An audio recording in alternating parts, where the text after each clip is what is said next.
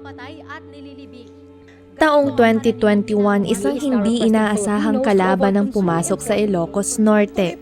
Isang virus na hindi nakikita, ngunit kayang pabagsakin ang kabuhayan ng maraming pamilya. Ito ang African Swine Fever o ASF. Ang African Swine Fever ay hindi delikado sa tao, ngunit nakamamatay sa mga baboy. Walang gamot, walang bakuna. Kaya ang tanging solusyon, culling, ang sapilitang pagpatay sa mga baboy upang mapigilan ang pagkalat ng sakit. Libo-libong baboy ang pinatay. Ang mga backyard hog raisers nawalan ng kabuhayan. Ang kita, pagkain at kinabukasan ng maraming pamilya biglang nawala. Ngunit sa likod ng unos, sumibol ang isang bagong pag-asa, ang Swine Multiplier Techno-Demo Project sa pagtutulungan ng pamahalaang panlalawigan ng Ilocos Norte at ng Department of Agriculture Agricultural Training Institute. Muling nabuksan ang daan para sa mga magsasaka at mga organisasyon upang makabangon. Hindi lamang ito proyekto. Ito ay naging simbolo ng muling pagtindig at pagkakaisa ng mga Ilocano. Ang Swine Multiplier Farm na isinagawa natin dito sa Ilocos Norte ay para ma-address kung ano yung mga nawalang breeders natin nung panahon ng ASF na tumama din dito sa probinsya namin. Kami yung pinakahuling probinsya kasi na tinamaan ng ASF. So expectedly, walang mga baboy na sa kadamihan ng Luzon. No? Konti na lang yung breeder base na naiwan. So what we did was to propose yung project na yon, magkaroon tayo dito sa Ilocos Norte para magkaroon tayo ng production ng piglets para pang breeders ng ibang farms na hindi tinamaan o di kaya para magkaroon ng yung sa fattening doon sa mga mga dispersal recipients natin. Well, yung konsepto ng Swine Multiplier Project na ni-request natin is to have an expansion of the area ng istasyon natin, additional pig pens para sa mga breeders, and at the same time yung mga requirement, mga facilities na kailangan sa isang breeder farm. And aside from that, we also conduct laboratory surveillance parate doon sa istasyon natin. We have the certification of free status ng ASF ng facility natin. And we have also complied with national regulations like the DNR for the non-requirement for an ACC kasi maliit lang yung istasyon natin. Sa mga baboy, mga biik na repayment natin sa project, meron tayong mga recipients na kadamihan ito based sa organization. So may mga RIC organization, may mga women's organization, yung WID, meron din mga OFW families association, and we also have yung mga hog raisers association. Meron din tayong indigenous peoples group na naka-receive na rin ng project. So all in all, we have given 105 heads na. Dati nga OFW nila kay Kokot, gaputahan so na nakasublin ada iti nagmiyembroan ng iti OFW iti sentro nga tinaganakot malasin. Tapos idi ko ada yung bagada nga agitad da iti baboy iti per membro. Iso nga napanso na nagalakot daksang gasat naka ala isuna. Tapos idin pinadpadakkel mi diya nga baboy. Tapos idi naka 4 months mabalin nga ilakon iso nga inlakomin. Tapos idi na ilakomi di makdakkel di jay puunan nakot umanay nga gatang iti upat nga baboy. Iso ti inaramid mi gatang mi ti upat nga baboy. Ngam idi na ilakomi manan di upat nga baboy. Awan mat iti mabirukan mi nga buriyas nga dadduma iso nga DJ nakagatang kami iti dududwat. Ngam DJ daddo mga kosta na usar mi iti gastusin iti balay. Nagmayat dito nga proyekto ta adu iti matultulungan na kas kumakan nila kay kungahan nga nakapagsublin iti trabaho na iti fishing. Gaputa kay kaya't na nga kadan na kami nga pamilya na kat sa man na mapaglakpat mailako mi man dagi baboy yon. Adakkel ti maitulong na makatulong iti kasang pag usaron ti anak mi di eskwela. Tapos dagiti masapol iti unag ti binila yan. Good afternoon everyone. Siya ni Jenny Bigbidad at taga Adams. May sakmot nga nagasatan nga naikan iti may nga baboy. Pinadakkel ko tapos hindi kuan nailakok mat gapo kay tanak ko agbasa. May sakmot nga OFW iti 2017. Simang putak 2019. Kanagyamyaman na tamay saak nga napili. Ngum karkarigatan mi nga pinadakkel sir. Hindi ko ilakok isot pinagkwadeta anak ko agbasa. Naging gatatak tagbasbasa pa ilatanak ko. Dakkel nga yamang ko titulong yung interview kada kami dito matarakan nga baboy. Kan sapay ko matado pa ti matulungan kas kanyak nagpapabasa. Sapay ko madigiti kakadwak nga nakawat may encourage da.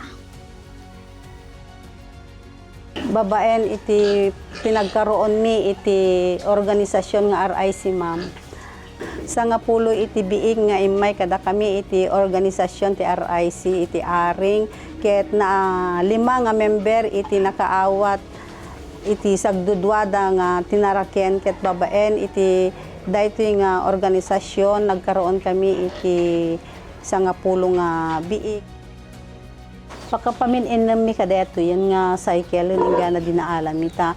Mamindua kami lang nga gumatang iti baboy babaen iti tiyempo tano kastoy nga katudunan madi kami mat gumatangen kin iuray mi man iti September aglako kami to iti December no January kasjay gumatang kami to iti February huston to nga June July aglako kami dagi jay ti bentahe mi ta huston tumot nga agtalon kami no man nagtutudo addan to pangalaan mi ti igatang mi ti ganagan pag-spray dagi jay met ti gapuna nga kayat nila tamot ti dataraken na nga baboy. Maraming naibigay na tulong sa aming pamilya dahil pag nagkakaroon na kami kasi ng benta ng baboy, nagkakaroon kami ng income, makakatulong sa mga anak namin na pinapaaral namin yung ganansya namin na nakukuha namin. Yung puhunan sa baboy, ibibili na naman namin ng ulit ng biik, papalakihin, pagbenta, ganun din ang role para sa mga anak namin, para sa bukid. Okay, yung repayment system kasi meron tayong programa ng ating previous governor, yung Agrica Dito program, wherein mga farmers lumalapit para humingi ng assistance. No? Kung organization sila, ipinapasok namin sila as possible beneficiaries ng project natin, the Swine Multiplier Project. And kung papasa sila para doon sa evaluation, ipapasok namin na manggagaling sa estasyon natin yung production. Yung sa sub-similya naman, these are given free sa mga farmers. Meron na tayong nabigay na 14.7% repayment. And ang ating repayment scheme yata is 30% of the production. So, hopefully, at par tayo, sabay na matapos natin mabayaran lahat to. Nag-umpisa kasi ako na magbaboyan. Umaasa ako sa dati sa mga teknisyan. Kaso, nung nagtagal-tagal na, nakita ko na hindi maganda ang resulta ng mga teknisyan kasi mga namamatay ang mga baboy, nagkakasakit, nagkakakuan. Ang ginawa ko na lang, sumikap akong magsarili na kung paano ko matututunan. Ang magtuturok, pag-uugit, papakain ng husay. Tapos, nung nagpapadudo ako dati sa yung sa Bula, nagkameron ng ASF, di ba? Natakot ako kasi. Kaya nagtanong na lang ako, nakilala ko nga si sa breeding, na pwede pala naman bumili ng similya na ikaw na lang ang magtuturok para mas safe, di ba? Para mas Wala kang katatakutang magkakasakit ang baboy mo. Ay nung ako'y matuto na nasanay, nung magtagal na, marami na ako nakilalang kukuhanan. Yung magandang nagiging resulta ng paggamit namin ng similya, malaki ang nagiging magandang resulta kasi pag dumami ang anak, maganda ang kita, di ba? Ti muna na ma'am, dati ak nga agtartarakin ti baboy. Practice me, di dati pelang. Napanak naging choir di breeding farm di Nalbo.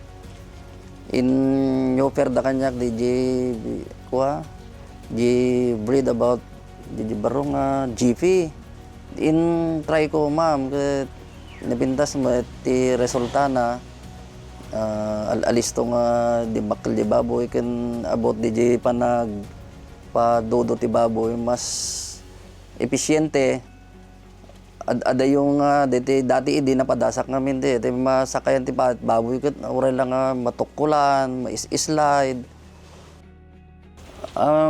napintas ti epektibo nga talaga ta na-improve ko DJ breed na DJ bilang ti mapoproduce ng anak ket ko nag-increase dati agre-range lang ti 9, 10 kakas jay 8 dapay maysa itatangget ko agre-range so na ti 10 to 13 kas jay dapay napadasak hindi ko umabot pa 20 iso ti na-experience ko nga nag-improvean na dakil nga ba nakatulong ta DJ ko na alalisto nga napinpinas jay breed alalisto nga dumakkel basbasit DJ time period na mai-market mo makatulong ti inalaldaw mo nga agserbi kanyami isla ko pinagtulong mi ti agbasa nga ubing di everyday nga gasgastusan mi di ibayad mo nga dudo nga may nga burya saan na nagbalin nga kukamon which is nayon nga income ti pamilya so nga may encourage ko nga mas i-practice ti tao DJ AI. Una, nung sabihin natin sa administration na meron tayong proyekto funded ng DAATI through the Balikatan Part 2. Yeah. Nasabi natin na ito ay mapupunta sa isang facility natin sa Ilocos Norte, Livestock Facility. So, then Honorable Governor, now Vice Governor Matthew Marcos Manotoc gave his blessing na ipa-ordinansa ito, ipa-resolution dahil magkakaroon ng agreement between ng DAATI at saka ng PGIN. Ang proyektong ito, yung Swine Multiplier Project, ay isang programa na nakapagpapabahagi sa ating mga kalugaran ng mga magandang breeders mula dito sa mga quality breeders na binili through the project. At isang bagay na mapadami ulit ang mga produksyon natin dahil itong mga nabili natin ay nakakapag-produce sila ng mga 14, 16, and even the farmers, they even say they have 17, sometimes 18. So, siguro isang, at pati na rin yung mga similya na ibibigay natin kasama ng mga nung payment scheme natin with the program kasi kailangan nating magbigay din ng libre kahit na meron tayong mga parang ginawa namin kasing promo. Buy 4, free 1, parang ganun. So, yung kaya inot-inot tayo nakapagbayad para sa similya. At the same time, doon din sa ating dispersal program through the Multiplier Project. Sa ating partner agency, ang ating butihing Department of Agriculture, Agricultural Training Institute, Region 1, malaki ang partnership na natin dito, mapa-technical, mapa-production man. Malaking pasalamat natin sa kanila dahil sa pundong ibinigay para sa Swine Multiplier Project, nagkaroon tayo ng isang magandang partnership dahil hanggang ngayon, andito pa rin sila na sumusubaybay sa ating proyekto. At recently lang, nabigyan tayo ng solar power project at na tumutulong i-maintain ang ating similya, quality ng ating mga similya na pinuproduce sa istasyon. At the same time, mabigyan din ng brooding, yung heat, artificial heat, lalo na sa mga bagong panganak. Ang African Swine Fever ay isa lamang sa maraming pagsubok na hinarap ng Ilocos Norte. Ngunit sa bawat sakit, may natutunan. Sa bawat pagkalugi, may pagbangon. At sa bawat problema, may pagkakaisa. Ito ang kwento ng African Swine Fever sa Ilocos Norte. Isang kwento ng pagtitiis, pagkilos at pag-asa.